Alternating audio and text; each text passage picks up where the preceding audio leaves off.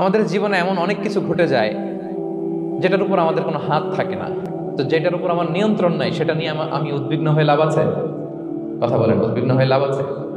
জীবন আপনাকে অনেক কিছু দিবে, আবার কেড়ে নিবে। আল্লাহ এভাবেই পৃথিবীটাকে সাজিয়েছে। ইয়াউমুন লাকা ওয়া ইয়াউমুন আলাইকা, একদিন আপনার ভালো যাবে, আরেকদিন খারাপ যাবে। ওয়া তিলকাল আইয়ামু নুদাবিলুহা বাইনান নাস, আল্লাহ বলেন যুগটাকে আমি ঘুরিয়ে ফিরিয়ে মানুষের সামনে এভাবেই আনি। This is the routine work of this দুনিয়া। দুনিয়ার রুটিন ওয়ার্ক এইটা। আজকে ভালো, কালকেও যে ভালো যাবে এমনটা নয়, কালকে খারাপ যাবে। আজকে তার খারাপ যাচ্ছে, পরশুদিন আবার তার ভালো দিন যাবে, ঠিক কিনা বলেন? অন্য এক সূরায় আল্লাহ তাআলা বলেছেন ফাইন্না মাআল উসরি ইউসরা, নিশ্চয়ই কষ্টের সাথে আছে স্বস্তি। আজীবন মানুষ কষ্টে থাকে না, দুঃখের পরে থাকে সুখ, দুঃখের পরে কি থাকে? সুখ থাকে। এজন্য উদ্বিগ্ন হওয়া যাবে না। বিষ্ণু ইসলামের জীবনী থেকেও আমরা এটাই শিখি, উদ্বিগ্ন হওয়া যাবে না। তিনি বলতেন ওয়ালাম আন্নামা আসাবাকা লাম ইয়াকুন লিইখতিআক ওয়া মা আখতাআকা লাম ইয়াকুন লিইউসিবাক রুফিআতিল আকলাম ওয়া জাফফাতিস সুহুফ। ওনার কাজিন আব্দুল্লাহকে ডেকে বললেন, আব্দুল্লাহ, যেটা তুমি পাওয়ার সেটা তুমিই পাবা, কোনোদিন মিস হবে না। এটা তুমি, যেটা তোমার হওয়ার কথা ছিল এটা তুমি পাবাই, এটা মিস হবে না। আর যেটা তোমার নসিবে নাই, যেটা তুমি পাবা না, গোটা বিশ্বের সব ক্ষমতাকে হাতের মুঠোয় আনলেও সেটার দেখা তুমি পাবে না।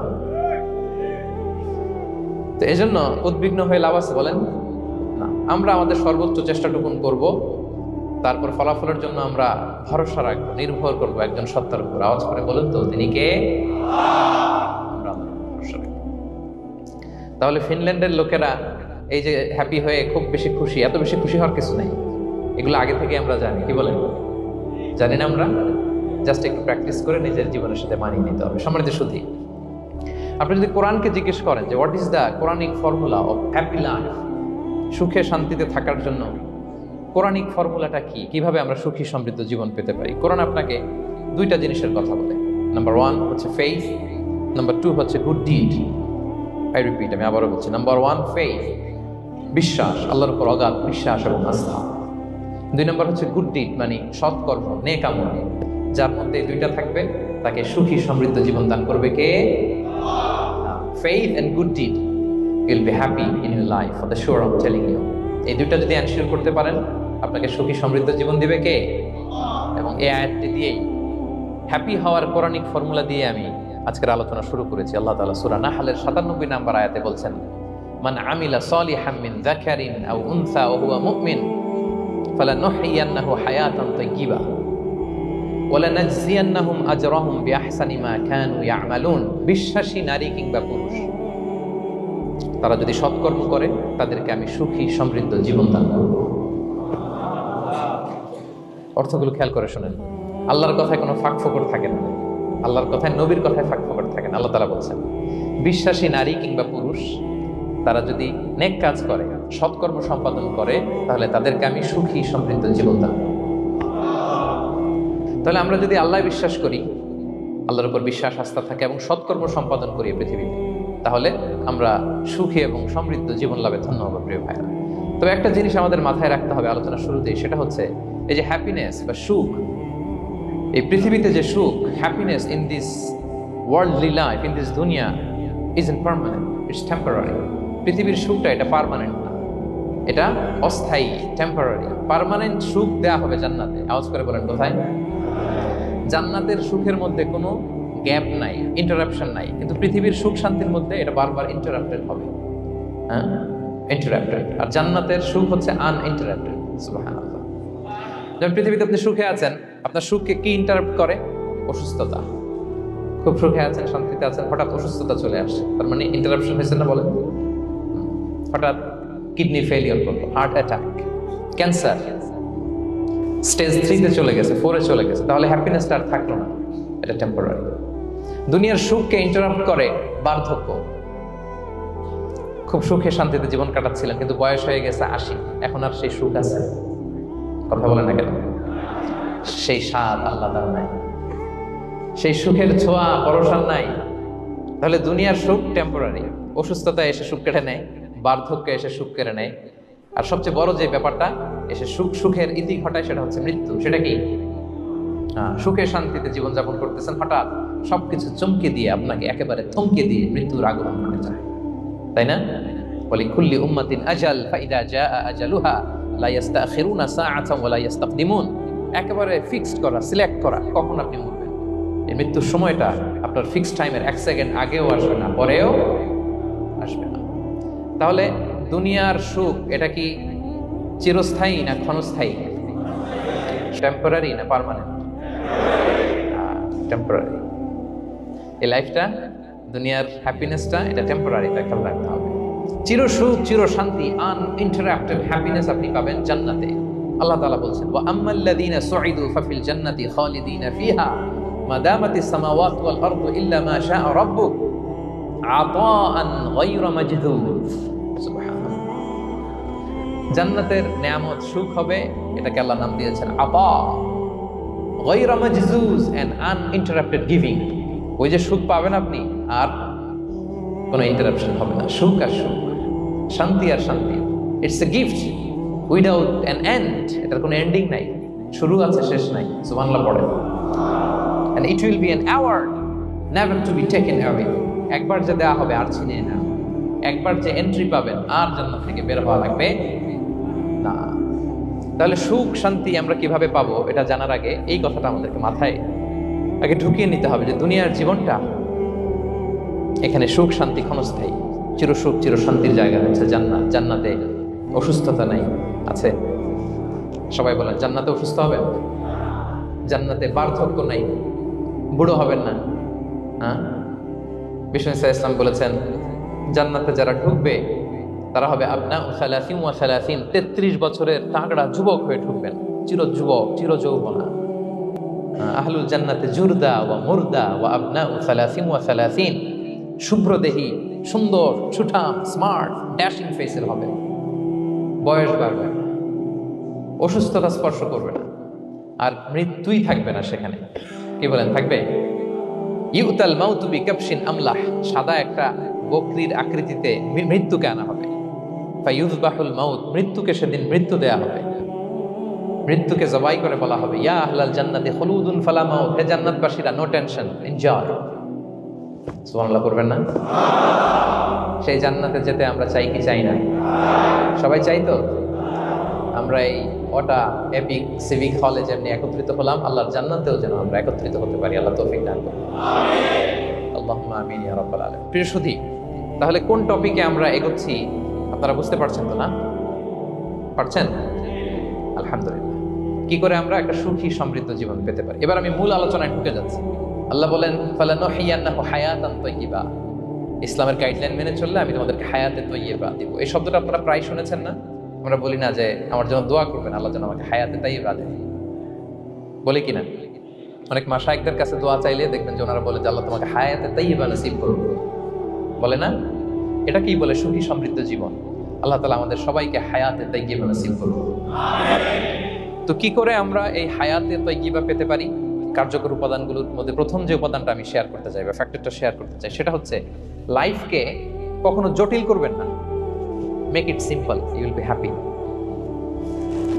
লাইফকে কি করবেন না? জটিল। অনেকে দেখবেন যে সহজ রাস্তাটা চিনে না, খালি পেঁচায়, খালি জটিল করে।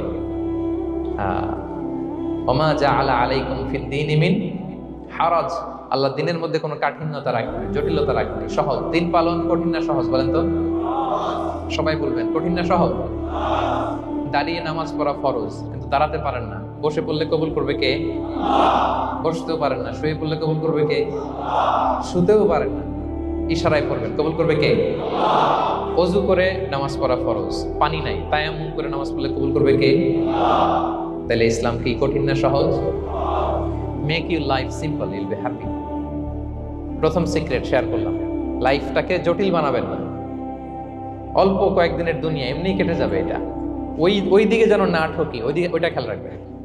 ওইখানে ঠকলে সব শেষ, আমও শেষ, সালাও শেষ। ওইখানে যেন ঠকে না যায়, এটা খেয়াল রাখতে হবে। তাহলে প্রথম ফ্যাক্টর হচ্ছে সুখী সমৃদ্ধ জীবনের, will make our life simple. Simplicity is the key to happiness. আপনি লাইফটাকে সিম্পল করবেন, আপনি হ্যাপি হবেন। রাসূল সাল্লাল্লাহু আলাইহি ওয়াসাল্লামের জীবনের দিকে যদি তাকান, দেখবেন তিনি তাই করেছেন। সুবহানাল্লাহ। সহিহ মুসলিমের একটা হাদিস শোনাই আপনাদেরকে। আম্মা জান আয়েশা রাদিয়াল্লাহু তাআলা আনহা বর্ণনা করেন। তিনি বলেন, যাতা ইয়াউমিন জাআ রাসূলুল্লাহ সাল্লাল্লাহু আলাইহি ওয়াসাল্লাম, একদিন সকালবেলা রাসূল সাল্লাল্লাহু আলাইহি ওয়াসাল্লাম আমার বাসায় আসলেন। এসে বললেন, ইয়া আয়েশা, হে আয়েশা, আল ইনদাকুম শাই, ফজর নামাজ পড়ে এসে বলতেছে আয়েশা ব্রেকফাস্ট করার মতো ঘরে কিছু আছে, খাওয়ার মতো কি কিছু আছে? আম্মা জান আয়েশা বলেন ক্বালাত মা ইনদানা শাই, ঘরে কিছু নাই ইয়া রাসূলুল্লাহ, কিছুই নাই খাওয়ার মতো। রাসূল সাল্লাল্লাহু আলাইহি ওয়াসাল্লাম বললেন ফা ইন্নী সাইম, ঠিক আছে কিছু যখন নাই তাহলে আমি রোজার নিয়ত করে ফেলব। কিসের নিয়ত? রোজার নিয়ত করে ফেললাম। কঠিন না সহজ? হ্যাঁ, what an easy going personality you see. এর চেয়ে সহজ সরল আর পলিসি হইতে পারে? আয়েশা ফজর নামাজ পড়ে আসছি, ব্রেকফাস্ট করার মতো কিছু আছে ঘরে? ইয়া রাসূলুল্লাহ কিছু নেই। নাই, ঠিক আছে আম ফাস্টিং, যাও আমি রোজা রাখলাম, রোজার নিয়ত করলাম। কত ইজি গোয়িং, কত সিম্পল বানিয়েছেন লাইফটা। আচ্ছা আমরা হলে কি করতাম? একটু মিলাই নিজের সাথে। সাধারণত আমরা যেটা করতাম, আমরা অনেকে রেগে যেতাম। প্রিয় ভাইরা, ঘরে কিছু নাই মানে তুমি আগে জানাবা না আমাকে? হ্যাঁ, গত রাতে বললে তো কিছু নিয়ে আসতে পারতাম। সাধারণত এইভাবেই তো রিয়েক্ট করি আমরা, কি বলেন ঠিক কিনা? আগে জানাবা না, কেন আগে বলো না? রেগে যেতাম। অথবা বলতাম আচ্ছা ঠিক আছে এখন যে একটা কিছু ব্যবস্থা করি, দেখি কিছু পাওয়া যায় কিনা। এরকম অনেক ওয়ে খুঁজতাম। কিন্তু রাসূল সাল্লাল্লাহু আলাইহি ওয়াসাল্লাম এই কোনো অপশন না নিয়ে বললেন okay there is no food for breakfast, I am gonna fast ফা ইন্নী সাইম, ঠিক আছে খাবার যখন নাই আমি রোজাই রেখে দিলাম। সুবহানাল্লাহ। এভাবে তিনি তার লাইফ লিড করেছেন। Make your life simple, Yule be happy. জটিল না করে সহজ করুন, আপনি হ্যাপি হবেন। রাসূল সাল্লাল্লাহু আলাইহি ওয়াসাল্লামের লাইফস্টাইল ছিল very simple, so simple yet so special. আমরা যেন এভাবে সিম্পলি সলিউশনের দিকে যাই। প্রিয় ভাইরা, জীবন কখনো সহজ নয়, জীবন কখনো সহজ নয়। জীবনকে সহজ বানিয়ে নিতে হয়, কখনো দোয়া করে, কখনো আল্লাহর উপর ভরসা করে, কখনো ইগনোর করে, কখনো কখনো মানিয়ে নিয়ে স্যাক্রিফাইস করে, অ্যাডজাস্ট করে। ঠিক কিনা বলেন? জীবন সহজ নয়, সহজ করে নিতে হয়, মানিয়ে নিতে হয়, অ্যাডজাস্ট করতে হয়, স্যাক্রিফাইস করতে হয়। তাহলে প্রথম যে ফ্যাক্টরটা, সুখী সমৃদ্ধ জীবনের প্রথম ফ্যাক্টর যেটা আমি আজকে শেয়ার করলাম, সেটা হচ্ছে simplicity is the key to attain happiness in life. আপনি যদি সিম্পলিসিটিতে বিশ্বাসী হন, দেখবেন হ্যাপি। মানলেই সুখ, আর মনে নিলেই ঝামেলা। মেনে নিলেই শান্তি, আর মনে নিলে, এখন মনে নিবেন না মেনে নিবেন? মেনে নিব। সিচুয়েশনকে এইভাবে আমরা ঠান্ডা মাথায় ডিল করব। কথা কি ক্লিয়ার? আলহামদুলিল্লাহ। 2 নাম্বার, সুখী সমৃদ্ধ লাইফের আরেকটা হ্যাকস হচ্ছে টু ফরগিভ আদার্স। অন্যকে ক্ষমা করা। If you forgive others you will be happy. ক্ষমা করলে আপনি সুখী হবেন। অনেকে আছে ক্ষমা করতে চায় না, কঠিন হৃদয়, পাথরের মতো শক্ত হৃদয়, মাফ করতে চায় না কাউকে। উনি আবার মুনাজাতে বসলে আল্লাহ আল্লাহ আমারে মাফ করো, আল্লাহ আমারে ক্ষমা করো, কাঁদতে কাঁদতে বুক ভাসায়। উনি ক্ষমা চায়, মাগার উনি কাউরে ক্ষমা করেন। এরকম ডাকাত আছে না নাই? চিন্তা করছেন? উনি ক্ষমা চায় আল্লাহর কাছে, কিন্তু উনি ক্ষমা করে না। প্রিয় ভাইরা, ক্ষমা করুন। যে ক্ষমা করে সে ক্ষমা পায়। আচ্ছা, একটু চোখটা বন্ধ করে, চোখ বন্ধ করলাম আমি, জানা অজানা পাপের পাহাড়ের দিকে তাকালাম। এবার একটু চিন্তা করেন যে কি পরিমাণে ক্ষমা আল্লাহর পক্ষ থেকে আমার জন্য প্রয়োজন। চিন্তা করেছেন? এবার চোখ খুলুন, পাপের পাহাড়ের দিকে একটু তাকান। আপনার জানা অজানা যে পাপের পাহাড়, তাকান এবং ভাবুন এগুলোর জন্য কি পরিমাণে ক্ষমা আল্লাহর পক্ষ থেকে আপনার দরকার, প্রয়োজন। সেই প্রয়োজনের তাগিদে হলেও ক্ষমা করুন। খেয়াল রাখবেন, যে ক্ষমা করে সে ক্ষমা পায়, যে অন্যকে ক্ষমা করে না সে ক্ষমা পায় না। তাহলে আল্লাহর কাছে ক্ষমা চাওয়ার আগে আপনি আপনার পাশের লোকদেরকে ক্ষমা করবেন। পারা যাবে তো ইনশাআল্লাহ? ক্ষমা এটা সবাই করতে পারে না, এটা অনেক বড় মহৎ গুণ। যার হৃদয় বড় সে ক্ষমা করতে পারে। আপনি যদি ক্ষমা না করে কারো ব্যাপারে হিংসা, বিদ্বেষ, ক্ষোভ, হিংসা অন্তরে পুষে রাখেন, ওর কোনো লস নাই, লস আপনার। It will burn yourself inside, আপনারে জ্বালিয়ে দিবে। আপনি কারো ব্যাপারে ক্ষোভ রাখছেন, ক্ষোভে গদগদ, রেগে অস্থির, হিংসা, ওর কিছুই হচ্ছে না, হচ্ছে কার? আমার। আপনাকে জ্বালিয়ে পুড়ে শেষ করে দেবে। ওর দিকে তাকানোর দরকার নেই। আপনার নিজের সুখের জন্য আপনি অন্যদেরকে ক্ষমা করুন। তাহলে দেখবেন যদি ক্ষমা করে দেন, একটা মনোদৈহিক প্রশান্তি আপনি লাভ করবেন, একটা সুখানুভূতি আপনি পাবেন। ক্ষমা করে দেন, রাগ, ক্ষোভ, হিংসাকে না বলুন, মনটাকে নির্ভর রাখুন, উইল বি হ্যাপি। কথা বুঝতে পেরেছেন? এবার চমৎকার একটা হাদিস শোনাবো, যা বলবো তার পক্ষে হাদিস শোনাবো। মুসনাদে আহমদ ইবনে হাম্বলের একটা হাদিস। বিষ্ণু ঈসা ইসলাম সাহাবাদেরকে নিয়ে একটা মজলিসে বসা, হঠাৎ করে তিনি বললেন, ইয়াতলু আলাইকুমুল আনা রাজুলুন মিন আহলিল জান্নাহ। ঠিক এখনই একজন এসে এই মজলিসে তোমাদের মধ্যে বসবে, সে জান্নাতি। সে কি? এটা শোনার পরে তো সব সাহাবারা নড়ে চড়ে বসলো। কিরে, রাসূল সাল্লাল্লাহু আলাইহি ওয়াসাল্লাম একজনকে জান্নাতের অ্যানাউন্সমেন্ট দিচ্ছে, কে সে, কি তার আমল? তো দেখা গেল এক আনসারী সাহাবা প্রবেশ করেছে, তার জুতা দুইটাকে বগল দাবা করে, কিন্তু কেউ তারে চিনে না। তারা যে এক্সপেকটেশন করছিল যে খুব আল্লাহওয়ালা এমন কেউ আসবে, না, সাধারণ, চিনে না কেউ তাকে। সবাই অবাক হলো যে কি তার আমল, রাসূল সাল্লাল্লাহু আলাইহি ওয়াসাল্লাম তাকে জান্নাতি বলে ঘোষণা দিয়েছে। কিছুদিন পরে আবারও আরেক মজলিসে রাসূল সাল্লাল্লাহু আলাইহি ওয়াসাল্লাম বললেন, ইয়াতলু আলাইকুমুল আনা রাজুলুন মিন আহলিল জান্নাহ। এখন একজন লোক আসবে, সে জান্নাতি। সবাই আবার নড়ে চড়ে বসলো, খেয়াল করলো দেখি কে আসে, দেখি কে আসে। দেখলো আবার সেই আনসারী সাহাবী আসলো। সবাই তো অবাক। তার কিছুদিন পরে আরেক মজলিসে রাসূল সাল্লাল্লাহু আলাইহি ওয়াসাল্লাম বললেন, ইয়াতলু আলাইকুমুল আনা রাজুলুন মিন আহলিল জান্নাহ। এক লোক আসবে এখন, সে জান্নাতি। সবাই অবাক, দেখি কে আসে, আবার সেই আগের লোকটি আসে। সুবহানাল্লাহ। সাহাবীরা অবাক, সবচেয়ে বেশি অবাক হয়েছেন আব্দুল্লাহ ইবনে আমর ইবনে আল-আস রাদিয়াল্লাহু তাআলা। তিনি অবাক হলেন, ঘটনা কি? কারো ব্যাপারে তো নবীজি এমন বলেন না, কি তার আমল, কি তার গোপন রহস্য, দেখি তো খুঁজে বের করা যায় কিনা। তিনি ওই সাহাবীর বাড়িতে গেলেন, যে কৌশল করে একটা কথা বললেন, প্রিয় ভাই, আমি তোমার ঘরে মেহমান হতে চাই। অনেকদিন ধরে আমার আব্বার সাথে আমার একটু মনোমালিন্য, বাসায় না থেকে তোমার বাসায় থাকবে। আসলে মনোমালিন্য এখন হয় নাই, আগে হয়তো কখনো হয়েছে। ওইটাকে একটু কৌশল করে বলাকে আরবিতে তাওরিয়া বলে। কি বলে? তাওরিয়া, মানে একটু টুইস্ট করে কথা বলা, মিথ্যা হয় না, এটা তাওরিয়া বলে।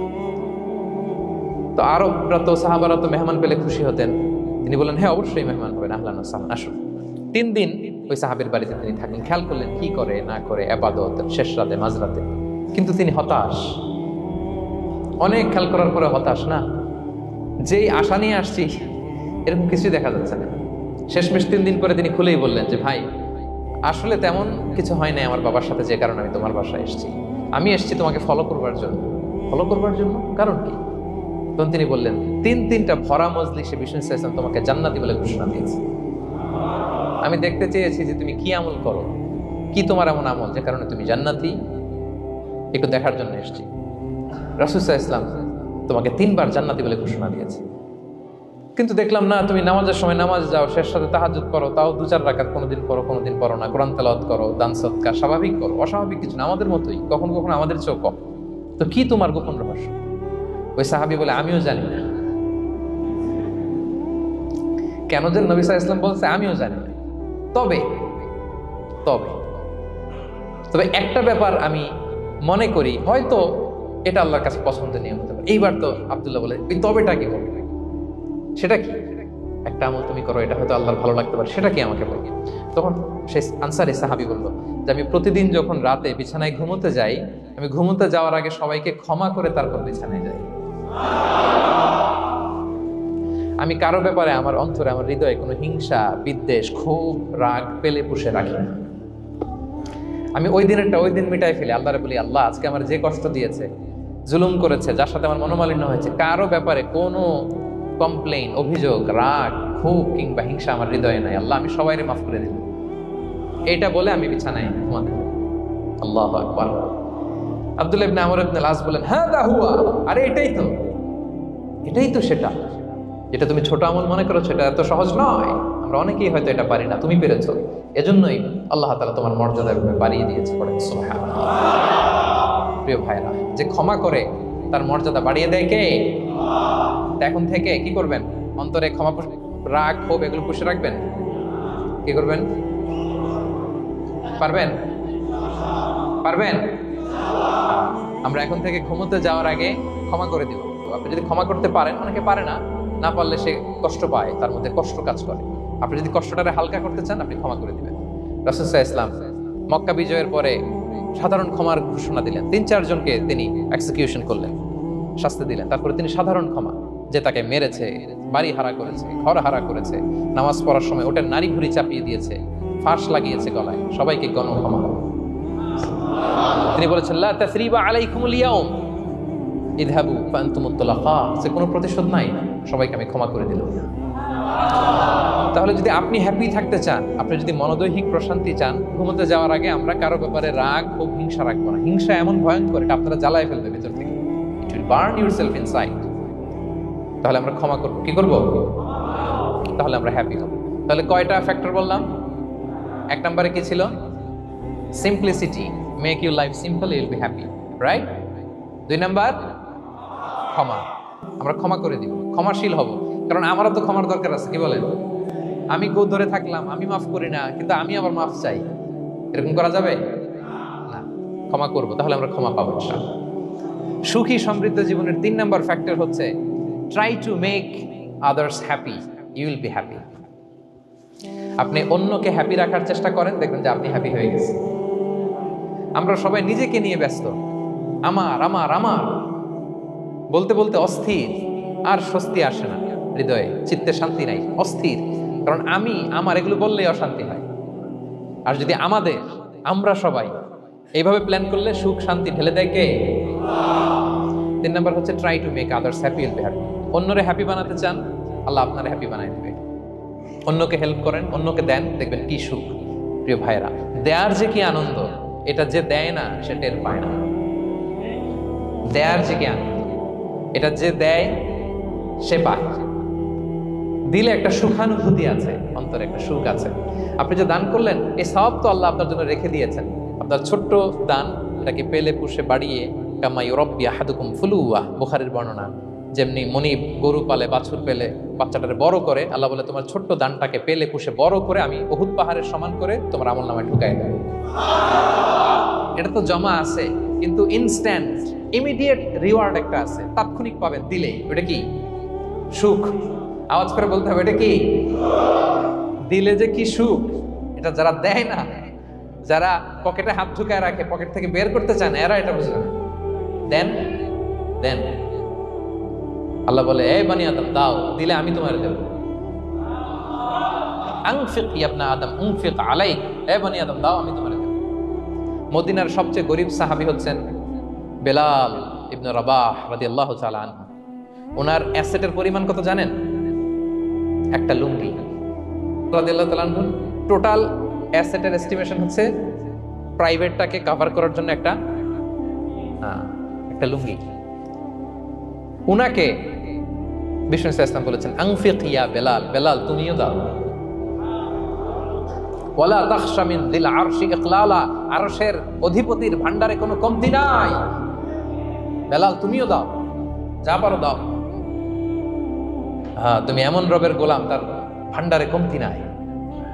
হাদিসে কুদসিতে আল্লাহ বলেন ইয়া ইবনা আদম লাউ আন্না আউওয়ালাকুম আখিরাকুম ইনসাকুম জিন্নাকুম কামু আলা সাঈদিন ওয়াহিদ, পৃথিবীর আদম থেকে শুরু করে শেষ পর্যন্ত হাজার হাজার কোটি কোটি লক্ষ মানুষ যদি একটা প্রান্তরে দাঁড়িয়ে চাইতে থাকো আমি আল্লাহর কাছে, খালি চাও এটা দাও আল্লাহ, এটা দাও, যা যা দরকার আমি যদি সবও দিয়ে দেই, আমি আল্লাহর ধন ভান্ডারের 1 ইঞ্চিও কমবে না।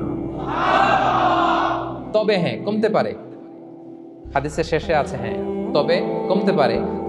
সুই দিয়ে সাগরের পানি যতটুকু কমানো যায়, আমার ধনভাণ্ডারের এতটুকু হয়তো কমলে কমতে পারে। ধরেন আটলান্টিক মহাসাগরের ওখানে একটা সুই দিয়ে সাগরের এখান থেকে একটু সুইটা লাগালে সুইয়ের মধ্যে একটু পানির ছিটে লাগবে না? একটু কমছে তো সাগর থেকে পানি, এক ফোঁটা নাকি? এতটুকু কমলে কমতে পারে। তোমাদের সবাইকে দিলে সুবহানাল্লাহ পড়বেন না? Try to make others happy, will be happy dear brothers and sisters. অন্যকে দেন, অন্যকে হ্যাপি করার চেষ্টা করেন, আল্লাহ আপনাকে হ্যাপি বানাবে। সহিহ মুসলিমের একটা বর্ণনা শোনায়, বিষ্ণু ইসলাম বলেন ওয়াল্লাহু ফি আউনিল আবদি মা দামাল আবদু ফি আউনি আখি, আল্লাহ তাআলা ততক্ষণ পর্যন্ত বান্দার সাহায্যে থাকে যতক্ষণ পর্যন্ত বান্দা তার ভাইয়ের সাহায্যে থাকে। কথা বুঝতে পেরেছেন? আমি আবারও বলি, আল্লাহ তাআলা ততক্ষণ পর্যন্ত কোনো বান্দার সাহায্যে থাকে যতক্ষণ পর্যন্ত ওই বান্দা তার ভাইয়ের সাহায্যে থাকে। আপনি আপনার ভাইরে হেল্প করবেন, আপনাকে হেল্প করার জন্য প্রস্তুত কে প্রিয় ভাইরা? তাহলে আমরা যেন দেই, আমরা যেন অন্যের উপকার করি, আমরা যেন অন্যের শুভকামনা জানাই, আমরা যেন অন্যের জন্য দোয়া করি। অন্যের জন্য শুভকামনা করলে লাভ আছে, অন্যের জন্য শুভকামনা করলে এটা কল্যাণ হয়ে নিজের দিকেই ফিরে আসে। আমার জাপান প্রবাসী ভাইয়েরা, অন্যের শুভকামনা করলে এটা কল্যাণ হয়ে বহু গুণে বৃদ্ধি পেয়ে এটা নিজের দিকে ফিরে আসে। সুবহানাল্লাহ। রাসূল সাল্লাল্লাহু আলাইহি ওয়াসাল্লাম হাদিসে বলেন মা মিন আবদিন মুসলিমিন ইয়াদউ লি আখিহি বিযাহরিল গায়বি ইল্লা ক্বালাল মালাকু ওয়ালাকা বিমিসলিন, কেউ যদি তার ভাইয়ের জন্য দোয়া করে আল্লাহ তাকে তুমি ক্ষমা করো, ফেরেশতারা বলে আল্লাহ যিনি দোয়াটা করলো আগে তাকে ক্ষমা করো। আপনি যদি বলেন আল্লাহ আমার ভাই অসুস্থ, আল্লাহ তাকে সুস্থ করো, ফেরেশতারা বলতে থাকে আল্লাহ যিনি দোয়া করলো তার যদি কোনো অসুস্থতা থাকে তুমি আগে তাকে সুস্থ করো। তাহলে অন্যের জন্য শুভকামনা অন্যের প্রতি হেল্পিং হ্যান্ড দিলে লাভ না লস? আওয়াজ করে বলেন লাভ না লস? তাহলে সুখী সমৃদ্ধ জীবন পাবার 3 নম্বর পয়েন্ট হচ্ছে অন্যকে কি করা? হেল্প করা, হ্যাপি করা। অন্যকে হ্যাপি করতে চাইলে আল্লাহ তাআলা আপনাকে হ্যাপি বানাবে। কয়টা গেল পয়েন্ট? আমি সাধারণত ক্লাসরুমের মতো একটু ইন্টারাকশন করে আলোচনা করি যাতে করে মনে থাকে। যেভাবে আমি এখন বোঝাচ্ছি মুখস্থ হয়ে যাচ্ছে না? তাহলে সুখী সমৃদ্ধ জীবনের প্রথম ফ্যাক্টর কি ছিল? সিম্পলিসিটি। 2 নাম্বার ক্ষমা। 3 নাম্বার অন্যকে হ্যাপি করার ট্রাই করা। মাশাআল্লাহ মাশাআল্লাহ, আরিগাতো গোজাইমাসু। আরিগাতো, মাশাআল্লাহ, তাবারাকাল্লাহ। না, খুব এনার্জেটিক অডিয়েন্স, আলহামদুলিল্লাহ আলহামদুলিল্লাহ, ঠিক আছে। I like it, I love it, মাশাআল্লাহ। 4 নাম্বার হচ্ছে be grateful what you have, you'll be happy. যা আছে এটা নিয়ে শুকরগুজার হন, আপনি সুখী হবেন। যা আছে শুকরগুজার হন, আপনি হ্যাপি হবেন। অনেকে দেখবেন কৃতজ্ঞ হতে চায় না, শুকরগুজার হয় না, কমপ্লেইন, খালি অভিযোগ। Complain less, be grateful, Yule be happy. অনেকে দেখবেন খালি কমপ্লেইন, আছে না নাই? এটা নাই, ওইটা নাই, এটা ভালো হয় নাই, এটা পাইলাম না রে, ওইটা হইল না রে, আল্লাহ দিল না রে, আছে না নাই? শুকরিয়া জিনিসটাই নাই কিছু কিছু লোকের মধ্যে, শুকরিয়া জিনিসটাই নাই। আহা, কত কিছু আপনার লাগবে না? গাড়ি লাগবে, বাড়ি লাগবে, সম্পদ লাগবে, খ্যাতি লাগবে, দাপট লাগবে, পাওয়ার লাগবে, এটা লাগবে, ওইটা লাগবে, কত কিছু লাগে আপনার। এটা নাই, ওইটা, এজন্য শুকরিয়া নাই। প্রিয় ভাইরা, শুধু যে বেঁচে আছি এজন্যই আলহামদুলিল্লাহ বলা হচ্ছে। শুধু বেঁচে আছে, আর কিছু লাগবে না আপনার, শুধু বেঁচে আছেন যে এই জন্যই আলহামদুলিল্লাহ। কারণ অনেকের কাছে বেঁচে থাকাটা স্বপ্ন, বেঁচে থাকাটাই তার শেষ ইচ্ছা। আপনি তো বাড়ি চান, গাড়ি চান, নারী চান, সম্পদ চান, এটা চান, ওটা চান, সব চান। ক্যান্সারে আক্রান্ত রোগী 4th স্টেজে চলে গেছে, হসপিটালে যায়, ওনারা জিজ্ঞেস করেন, ভাই আপনি কি চান? গাড়ি, বাড়ি, সম্পদ, কি চান ভাই? বলবে, ভাই আমি শুধু বাঁচতে চাই। 4th স্টেজে চলে গেছে, ক্যান্সারে আক্রান্ত, ও কি চায়? আপনার তো কিছুই নাই, আপনি আর আলহামদুলিল্লাহ বলবেন কেন? বেঁচে যে আছেন এটা তো আপনার মাথায় আসে না, যে এটাও যে একটা বড় নেয়ামত। এটা বুঝবেন তার সামনে দাঁড়ালে, যে বেঁচে থাকার জন্য স্ট্রাগল করে যাচ্ছে, শুধু বাঁচতে চায়, সে বলে আমি আর কয়টা দিন বাঁচতে চাই। প্রিয় ভাইয়েরা, কোনো হিসাব ছাড়া বেঁচে যে আছি এজন্যই আলহামদুলিল্লাহ। এজন্য কি সব সময় শুকরগুজার হবেন, আল্লাহ নেয়ামত বাড়িয়ে দিবে, বলবেন আলহামদুলিল্লাহ বেশ ভালো আছে।